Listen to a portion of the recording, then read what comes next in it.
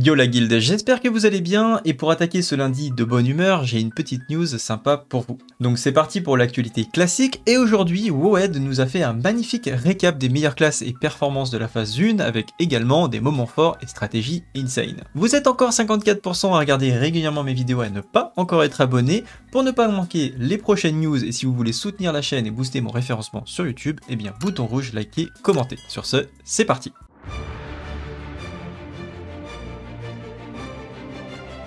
Alors, la phase 1 de Burning Crusade classique est terminée et bien sûr des milliers de logs de Karazhan, repères de Gruul et Mac d'Hérisson ont été faits. Aujourd'hui, on va détailler le classement des meilleurs DPS sur Warcraft Log. Moi, je vais regarder aussi un petit peu les heals. Nous avons constaté des changements importants, des classements par rapport aux 2 premières semaines où les meilleurs DPS étaient clairement les chasseurs spébet mais aussi les démonistes destruction. Maintenant on voit que les mages arcanes qui infligent des gros dégâts et les guerriers fureurs nous montrent qu'ils sont toujours une force avec laquelle il faut compter. Pour cette analyse, ils ont utilisé des données des pages Warcraft Log pour Karazhan, Gruul et Mac d'Hérisson. Elles sont d'ailleurs verrouillées pour la phase 1, ce qui est assez cool je trouve. Ça permet un petit peu de figer comme ça dans le marbre les performances de la phase 1 pour l'éternité. Alors voilà, bon sur Karazhan, hein, ça commence très fort avec les mages arcanes hein, qui sont complètement aberrants. Hein. Ils mettent un trou en fait à l'ensemble du game.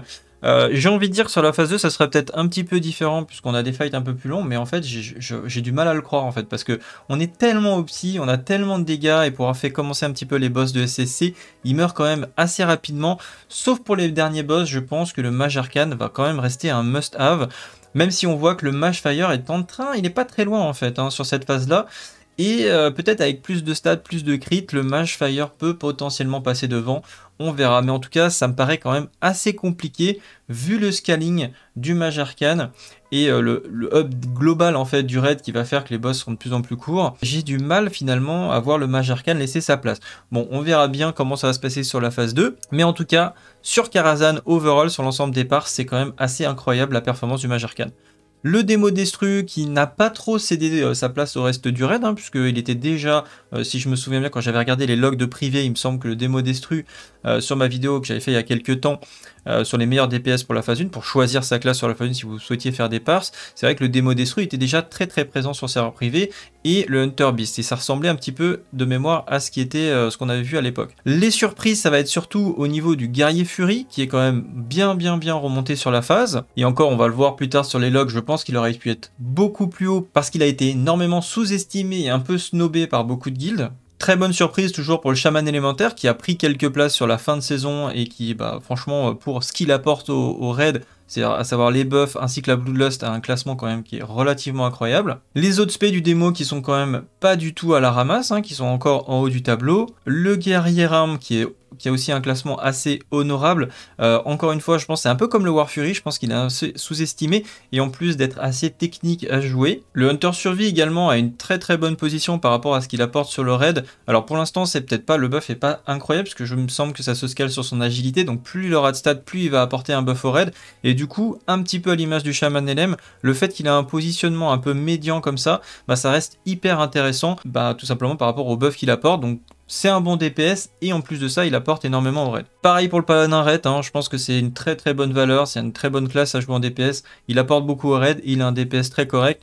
Le combat rogue qui commence à monter, alors il est un peu, voilà, il est sur la tranche basse encore, mais je pense qu'on verra plus en plus de rogues en haut du tableau, plus on approchera notamment de Black Temple. Et d'ailleurs je pense que son apogée sera probablement entre la phase 3 et la phase 4. Le chaman Amélio qui est en dessus du combat rogue, alors évidemment on lui pardonne hein, pour tout ce qu'il apporte au raid également. Le magivre, alors on trouve encore des magivres sur Karazhan parce que c'est vrai que ça peut être intéressant sur certains packs, ça facilite quand même pas mal les choses sur beaucoup de trash et ça peut faire gagner beaucoup de temps en fait, hein, sur simplement quand on est dans une optique speedrun de Karazhan, c'est vrai que ça peut être assez intéressant pour gagner du temps, faire des gros packs de trash avec du blizzard amélioré, mais c'est vrai que sur les boss, forcément par rapport à un mage arcane, on est quand même un peu à la ramasse. Le prêtre-ombre également qui est assez bas, mais bon voilà, c'est vrai que les prêtres-ombres, il n'y en a pas beaucoup et pourtant c'est très recherché. Enfin nous, on a eu beaucoup de mal à trouver nos prêtres-ombres, je vois beaucoup d'annonces aussi de gens qui cherchent des prêtres-ombres parce que ça apporte tellement de régène mana sur le raid et sur des combats qui sont de plus en plus longs actuellement. C'est vrai qu'on commence à avoir beaucoup d'intérêt sur le prêtre-ombre, malgré un DPS qui est quand même un peu en retrait, voilà, un peu en retrait par rapport aux autres classes. Et on finit avec le druide féral, le druide équi, le hunter précision, le Rogue Assa, le Rogue Sub et Gladiator Warrior. Alors Gladiator Warrior, pour ceux qui savent pas, je crois que c'est l'aspect Fury Prod qui avait été rajouté sur Vanilla Classic, hein. Vous pouvez me corriger en commentaire si c'est pas ça, mais je pense que c'est ça. Moi je jouais Fury Prod et c'est vrai qu'on n'avait pas de distinguo en fait sur les logs. Et je pense qu'ils ont du coup mis cette spé un petit peu particulière dans les logs au cas où. Les Ferros et les Eki hein, également qui sont quand même des valeurs très importantes pour le raid, même si je trouve que là où ils apportent le plus c'est surtout dans les raids 25. Ensuite pour les healers de Karazhan, bah, c'est le Resto Druid hein, qui carry vraiment au niveau du HPS. Ensuite le Prêtre heal, Resto Shaman, le Prêtre d'ici et le Paladin heal. Ensuite sur Gruul et Magdéridon de manière globale, eh bien, on a les Hunter Beast hein, qui sont toujours en première position. Alors ça peut s'expliquer assez facilement parce que tout simplement vous avez beaucoup de moments où il y a quelques mécaniques où les DPS ne peuvent pas taper le boss, que ce soit quand vous avez le bump et le stun sur Gruul ou des déplacements à faire sur Magdéridon avec du clic sur les cubes etc.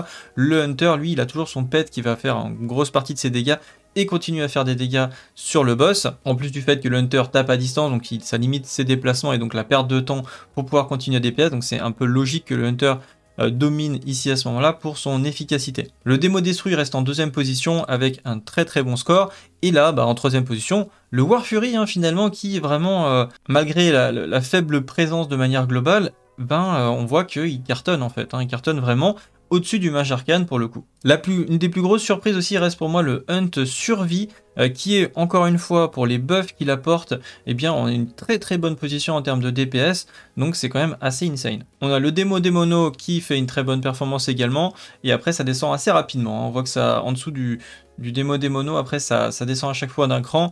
Le Guerriram, le Combat Rogue, Chamelem, Affiction, Magefire, Ret, Shadow, Amélio, Feral, Hunter Précis, Druide Eki, Légivre, Assassin, Rogue Sub et l'aspect Fury Prot. Pour les healers Gruul Macté, toujours le druide qui domine pour l'instant, le prêtre sacré, le chaman resto, le prêtre ici et le paladin heal. Après au niveau des heals, chaque heal apporte ce qu'il a apporté et donc du coup, même si voilà, je vous en parle, pour moi c'est pas parce que le paladin est derrière qu'il apporte pas au raid, au contraire chacun des healers du raid a vraiment une place très importante. Là vraiment c'est juste pour montrer un petit peu ce que ça donne au niveau du HPS.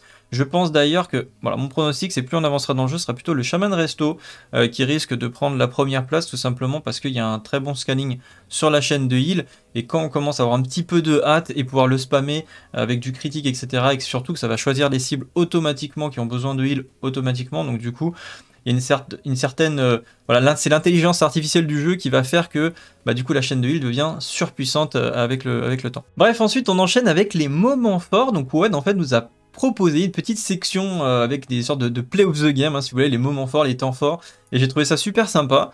Donc du coup vous avez sur le Haut Roi Moglar la guilde russe Exodus qui a réussi à le tuer le 31 juillet en 9 secondes avec un DPS de raid qui monte à 86 134 au total.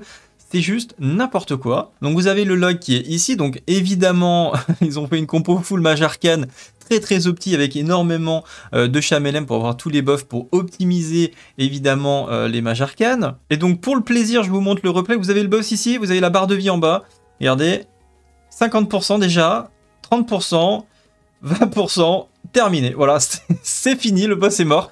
Voilà, je pensais, franchement, j'aurais jamais imaginé que c'était possible d'aller tuer aussi vite le boss, c'est n'importe quoi, voilà. Et ensuite, sur Gruul, les analyses des DPS les mieux classés sont presque entièrement reprises par les Hunters, Spébet et quelques démonistes destruction. Le top 100 des premières valeurs DPS sont de 2257 DPS, à la 100e place et à la première place 2577 DPS. Et justement c'est clairement la première log la plus marquante de cette saison pour moi, qui est citée ici sur Warcraft Log. C'est un Spé Fury du nom d'Alindo. Alors je suis pas sûr de la prononciation, mais il est dans la guilde Bipolar sur le serveur Herod, et en fait la particularité c'est d'être non seulement le meilleur DPS toutes parts confondues sur ce boss, mais surtout qu'il domine complètement les autres War Fury sur le palier. Voilà, donc comme vous pouvez le voir il est ici en première position, et en fait quand vous descendez dans le classement il n'y a personne, en fait il n'y a pas d'autres War Fury. Il faut partir à la deuxième page Et vous allez avoir tout en bas, un autre War Fury, donc sur les serveurs Asia, et bah voilà quoi, c'est le mec, il est complètement au-dessus de la méta. Alors encore une fois, je pense que ça s'explique par le fait qu'il y ait très peu de War Fury, qu'il y ait beaucoup de guilds qui ont snobé finalement les War Fury en pensant que ça serait pas bien sur cette saison, et ben finalement on voit que c'est pas le cas. D'ailleurs, au niveau de son optimisation de trinket, elle est assez intéressante, puisque c'est un trinket que j'avais remarqué d'ailleurs sur classique, je me semblait bien qu'il était vraiment broken. C'est un trinket qui fait de la pénétration d'armor, on va le chercher sur Satura, donc si vous voulez le chercher sur AQ, je pense qu'il sera très bien pendant toute l'extension, et évidemment il complète ça avec le trophée épine du dragon. Donc vous avez d'ailleurs le replay de sa performance, je vous la mettrai en description, elle est hyper intéressante. Surtout, donc ça vous montre déjà qu'il tape quand même quasiment, alors si on avance un petit peu après quelques secondes sans claquer ses CD, il est déjà à 2500 DPS, qui en soit assez insane. Et quand on arrive, donc là il est à voilà, 29%, on prépare la phase de burst et la phase d'exécute. À partir de là, il claque son souhait mortel. Alors je pense qu'il aurait pu le claquer, il a claqué un tout petit peu trop tôt, je pense. Je pense qu'il l'a claqué 5 secondes trop tôt à peu près. Mais ça n'empêche pas que la performance est insane, et vous avez la témérité ainsi que tous les procs qui vont être activés en même temps. Et là, il remonte clairement au DPS avec l'exécute, avec tous les CD, c'est juste incroyable. Et il passe en première position. Son hunter était déjà vraiment pas très loin, hein, mais on passe les 2500 DPS, qui fait que il éclate absolument tout le monde sur ce boss, voilà. Ensuite, sur Magtheridon, en règle générale, les cubes de contrôle de la rencontre sont utilisés pour empêcher le boss, donc pour caster sa Nova de feu, mais il y a des joueurs qui ont voulu utiliser cette mécanique un petit peu différemment, c'est-à-dire gérer une rotation de ban permanent sur le boss, et ainsi maintenir le boss sous vulnérabilité, ce qui va augmenter les dégâts qu'il subit, et ainsi le tuer avant qu'il puisse lancer la moindre Nova. Du coup, sur ce rapport Warcraft Log, vous avez le record du monde de vitesse sur un kill de Magtheridon par la guilde chinoise Écoutez le pavillon des parfums, très original, avec un temps record de 2 minutes et 1 seconde. Sur ce kill, ils ont ban le boss donc 5 fois de suite, et ainsi burst le boss le plus vite possible. On notera également la présence unique de 2 healers qui sont assez chauds du coup pour la phase 1. Ensuite, sur Karazhan, apparemment les démonistes peuvent asservir un démon de la bête d'effroi. Donc si vous demandez, c'est ce mob là. Elle se trouve dans les quartiers du serviteur de Karazhan, et en fait ce démon fait très mal, et bien qu'il ne compte pas directement dans les logs du démoniste, il accélère en fait le kill des boss et permet une bien meilleure passe pour l'ensemble du raid. Sur ce rapport de Warcraft Log du serveur Herod, où le raid a amené une bête d'effroi sur la Dame de Vertu ainsi que Morose et Atumène, on constate que la bête d'effroi est la deuxième source de dégâts individuels la plus élevée de tout le raid, ce qui est évidemment complètement broken. Une autre petite dinguerie à Karazhan, et je pense que les rogues vous allez kiffer, sur Dédain du Néant, il est possible de positionner le boss de manière à ce qu'un joueur puisse occuper 2 rayons en même temps. En l'occurrence le vert et le bleu, ce qui va augmenter les dégâts que vous allez infliger, mais aussi vous donner de l'énergie à l'infini. Ici on a le voleur Jose de la guilde New Horizons sur Arugal qui a réalisé 5400 DPS. Voilà, c'est tout pour cette petite news, j'espère qu'elle vous aura plu et que vous aurez découvert des choses intéressantes.